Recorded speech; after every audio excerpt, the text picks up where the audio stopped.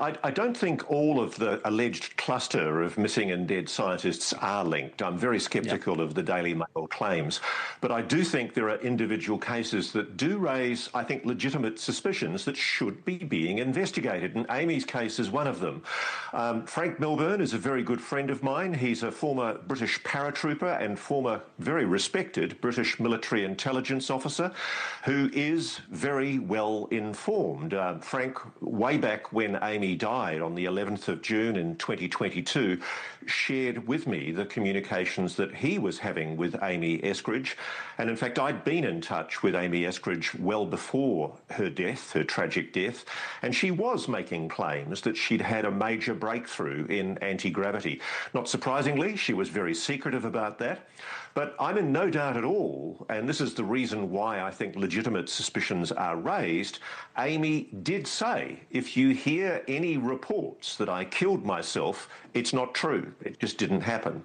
And she was, I do believe, showing very credible evidence that there were some kinds of injuries on her body. I've seen those videos, I've seen the photographs.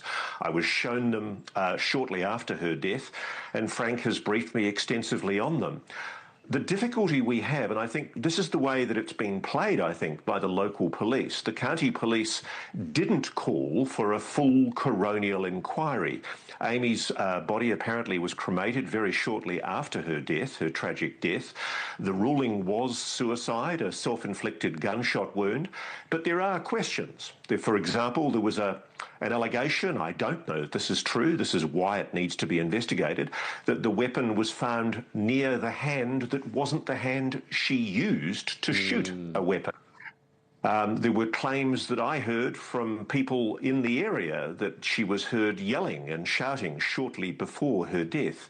And also there's a voluminous quantity of videos where she herself described being allegedly attacked with directed energy weapons, as you've reported.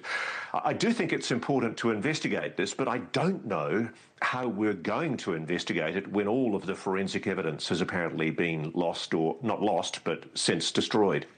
Well, there's a lot of attention right now. The FBI is on top of this as well. I just had to ask you, assuming for a moment we take a step back, let's assume something nefarious happened here. What did she know that was such a danger? I mean, this researching anti-gravity technology, speaking out about UFOs, what information did she have in her possession that was unique, that could be revealed, that could potentially make her a risk? Okay, I know this sounds to many of the viewers like a crazy conspiracy theory, but I'm on record as saying that I know from my own sources, including David Grush, that dreadful threats, intimidation, bullying, attempted murder, and even murder has allegedly been perpetrated on people who've tried to come forward with evidence of what we believe is a secret UAP, non-human technology retrieval and reverse engineering program that's been going on inside the US military and private aerospace for at least 70 years.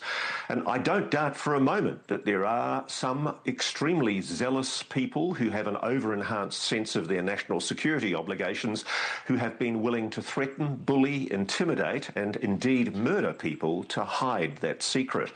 I don't know if Amy is a result of that secrecy. I don't know if it was suicide or whether it was, for example, was it a tragic mental health episode where she concocted this story that she was under threat?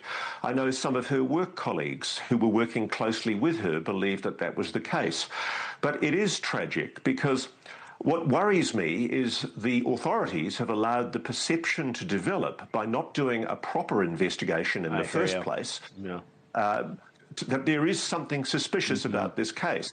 I just question whether we're ever going to get an answer. And I suspect the FBI will find what President Trump has intimated, that a lot of these alleged connected deaths turn out to have prosaic explanations. Right. All right. Well, we will see. You just give us a lot to think about.